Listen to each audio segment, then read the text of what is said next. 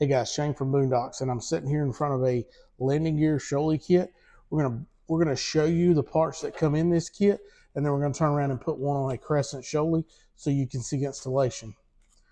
Now, like with all of our other kits, the standard, the PA, the track kit, some of the features are gonna be the same. So you're gonna get two wheels, you're gonna get two legs, a right and a left.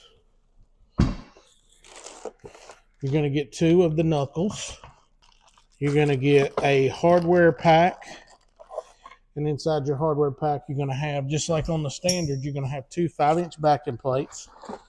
You're going to have a spacer bar, and then you've got two of the stiffener boards. Now, what makes this, you've also got four of the D-rings that hold the tires on. Now, what makes this kit a little bit different is inside you're going to have a red bar, two rubber boots. You got your hardware that you get with the other ones. You've got 4 plastic gussets. And then you've got 2 extra feet. And I'll show you what these are for when we go into the actual install. But that's what comes in a Shoalie kit. Pretty much the same as the other ones. A couple of the little features are different, but let's take a minute. We'll walk over here to our Shoalie and we'll put one on. Okay, now we're going to talk about some installation stuff. And so I've got all the parts laid out here of what I need from the kit. Now, in order to put this on, you're going to need a few things. Number one, you're going to need a hacksaw of some sort, or some sort of saw that'll cut metal, because you got to cut this bar down to size. Then you're going to also need a 5/32, a 1/8, and then a 3/16 Allen key. That's bad. I had to look, see which one it was. But you're going to need those 3 Allen keys. And then you're going to need a drill bit. And I always suggest start real small drill bit and take it all the way up to the size that you need. Especially when drilling into plastic, just makes it a whole lot easier. Okay, so now one trick. One thing that I like to do, I'll take one of my gussets, and then I will take a flat washer, a lock washer, and one of the screws, and I will put it into the gusset. Then I will take a track nut, and I will just barely get it started. Once you get it started, then you're going to want to put it into your knuckle, and you just want to kind of hand tighten it just enough to where it'll slide a little bit, but not real easily. Then you're going to take the same thing with another one and put it on the other side.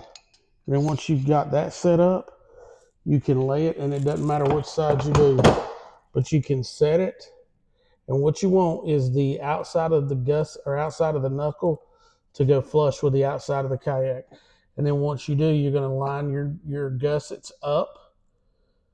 And then you're going to come back in with your Allen key and tighten them down just a little bit. And once you get them tightened down like that, they're not going to move. Then you can come back in here and drill your holes. Mark your spot, drill your hole, and you're going to need a hole for the front and the back gusset. Now, if you see I'm cheating on this one's already been done. I actually took the Shoalie kit off to put back on to kind of show you guys how to do it. But these holes have already been drilled. And then once you get your knuckles, what I like to do, and everybody's kind of different, you can do it however you want to, but what seems to be easier for me is once I get that knuckle there, I will take me one of the longer bolts, one of the lock washers, and push it through.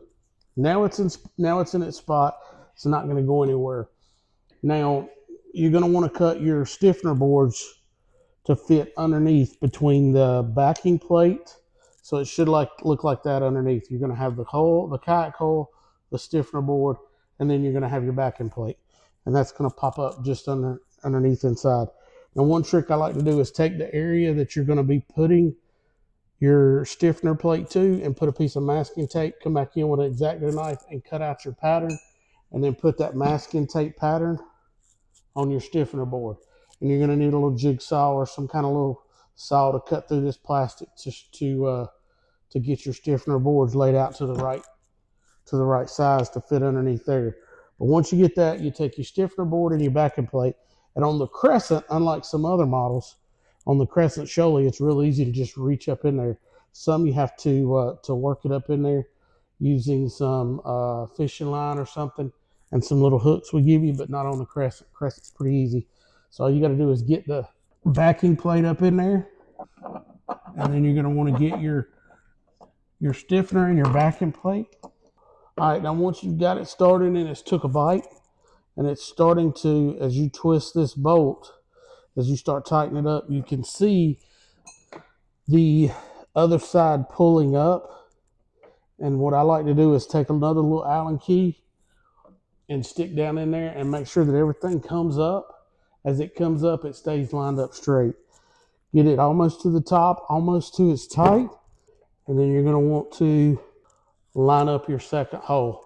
So that way when you come in here with your second gusset, same thing, longer bolt, you're going to get a lock washer, slide it in, and drop it on. And then once you do, it should be pretty easy to take a bite. And you'll know you've took a bite when when you see the bolt start shrinking down and going toward getting closer to the gusset. Same thing, once you get it done, you ain't got to get them tight, you ain't got to get them loose, just snug enough that you could easily move them if you have to. And then you're going to want to slide your knuckle into your gussets. Make sure everything lines up straight. Get your knuckle lined up, and once you've got your knuckle and your gussets and everything lined up, you can tighten down the knuckle. Again, most everything, I don't ever tighten it till I completely finish putting it all together, because it never fails. I get something a little too tight, there's a little bend, a little bind, and it doesn't want to go. Okay, now we've got one set of gussets, one knuckle bar already in place, ready to go. Now we're going to come back with a second. We're going to set it up the same way, line it up, get everything matching the way you want it, get it looking good, come back in, make your mark, drill your 2 holes. And then once you got that done, same thing. You're going to want to put your gussets on here and tighten them down. And once you've got them tightened down and you've repeated what you did on the first one and the second one's good to go, then you're going to move on to your spacer bar. And what you want is this spacer bar to run from knuckle to knuckle. On the back of your knuckle, you've got 2 holes for 2 set screws. I like to put these inside, facing back.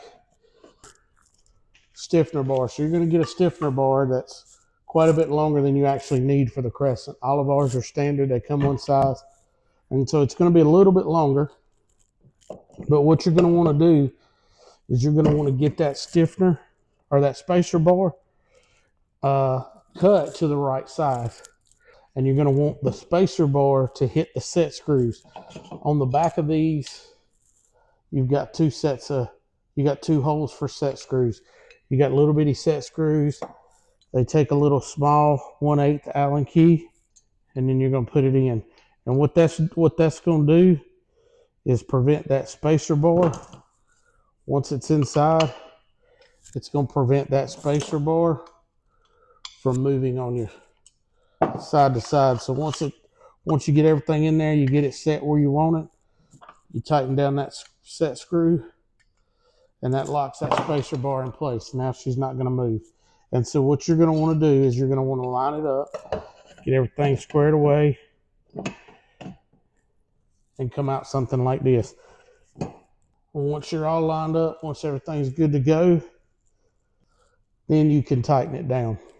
Not until the end. That's the only time I ever tighten everything down. But once I get it all knocked out, everything put in, and I make them nice and tight, then you've got this bar. And so you're going to have a set of nuts, bolts, and washers. And what this bar is going to do is going to look something like this. You got these rubber boots that go on it, and they slide, so you can put them anywhere you need to. But then you're going to take this bar here, and it's going to attach to the back side of your track. And you can kind of put it wherever you want to. There's no real set position for this thing, but it's wherever you want to put it. It's only going to go so far up because the bar is only so long. But once you get it set up to where you want it, you're going to put it right there, get it tight down, and then you're going to have these 2 feet.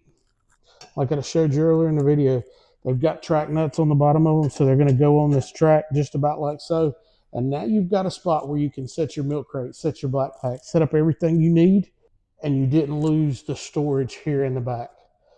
So they set it up to where you could put your bar up top, your feet here, and now you've got a spot to be able to connect or to be able to put your black pack, your milk crate, whatever it is you use when you're out there fishing. So this is the landing gear on the Crescent Shoalie. If you've got any questions, any comments, leave us a message down below or shoot us an email at boonedoxusa.com. Check out our website, boonedoxusa.com, to pick you up a set of landing gear for your Shoalie, and it'll change the way you get to and from the water.